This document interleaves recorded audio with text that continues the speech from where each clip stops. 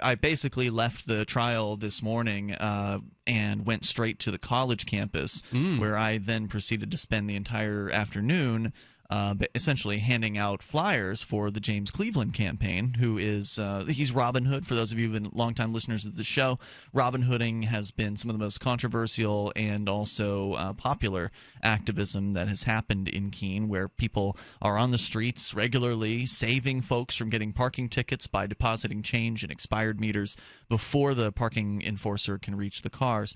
And that's kind of who James is known for as far as activism.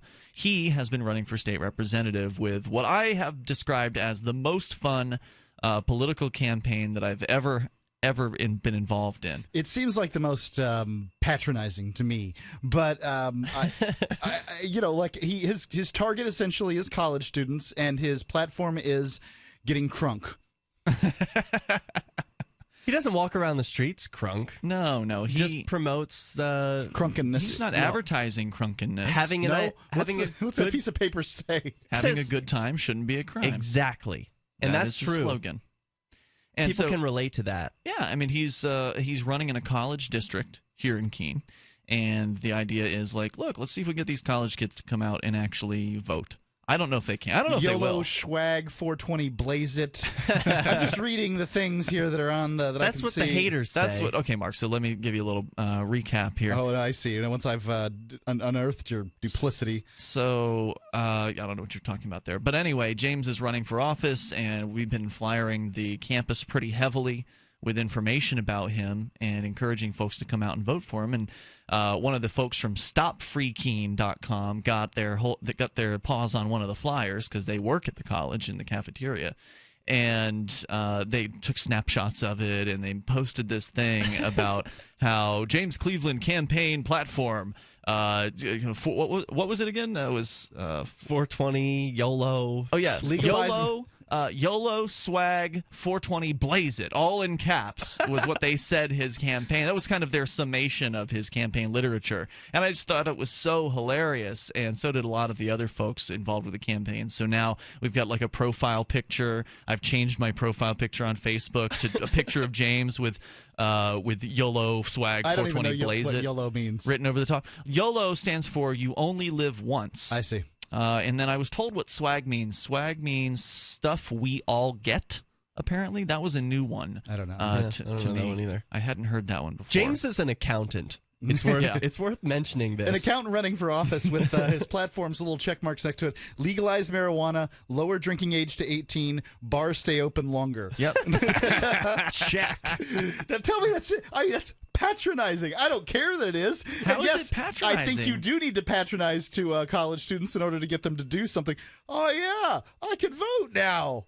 How is that patronizing to give somebody what they want? I mean, isn't patronizing normally like when I think of patronizing, I think of one politician up here who is whenever you talk to her, if she's in campaign season, she'll talk to the little people.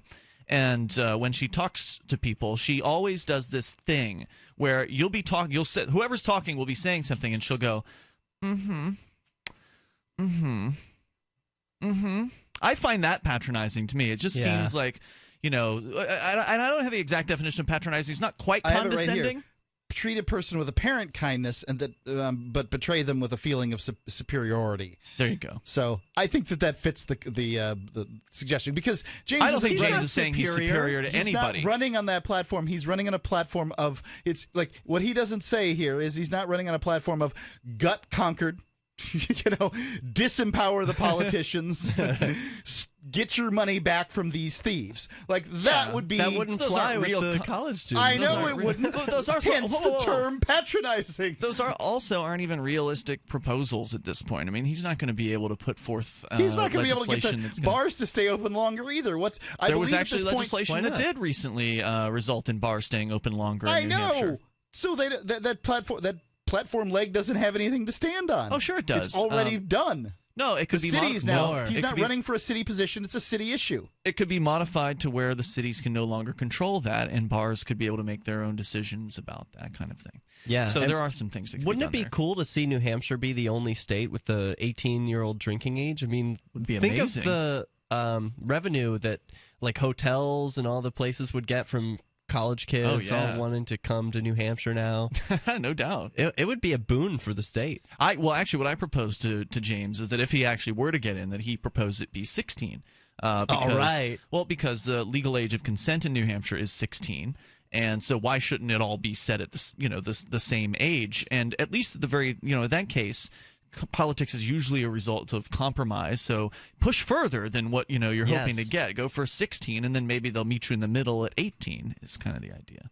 That makes some sense. Although when you bring it down to 16, now I'm tempted to say just get rid of the whole thing. Well, yeah, absolutely. I think that would be a thing to do as well. And maybe we'll see things like that happening as more liberty activists move here as part of the Free State Project, which, by the way, just crossed 16,000 from what I understand, 16,000 signers. So congratulations to the Free State Project. The idea, of course, there is let's get liberty activists to move to the same physical place, not all in Keene, New Hampshire, but across all of New Hampshire, and get people to come here and get active. And we're seeing that happen in a way that liberty activists here are having an impact that no one else can. As you said earlier, Derek J., you wouldn't have had the support in court if you were still in New Jersey or maybe Philly. Philly has a lot of activists. Yeah, you might have some pulled some activists support who would have come out in Philly. We get support there. But as you said, you would have been able to bring a camera in. There's a lot of things that you wouldn't be able to do there that you can already do here. Oh, I've tried. Yeah, I've tried to bring cameras in. They kicked me right out. Wow. I mean, it's night and day, the transparency that you get in New Hampshire and anywhere else. So it's been a busy day. I mean, it wasn't just your court hearing that was the activism today. Right. Out before the court hearing, I was doing Don't Take a Plea Deal outreach. Then later, I gave out hundreds of flyers to college students. And now, while we're on the air, there are other people, James Cleveland included, who've gone to the college to the very first Keene Cannabis Coalition meeting. So just in one day, there's like 5 different things that can be done. The toll-free number, it's an amazing thing. You can, of course, follow along with a lot of the activism scene here by watching the blog over at freekeene.com. And Derek said that's where the footage from the trial is going to pop up. Free Talk Live, 7 nights a week from 7 to 10 Eastern, live on the Liberty Radio Network at LRN.FM.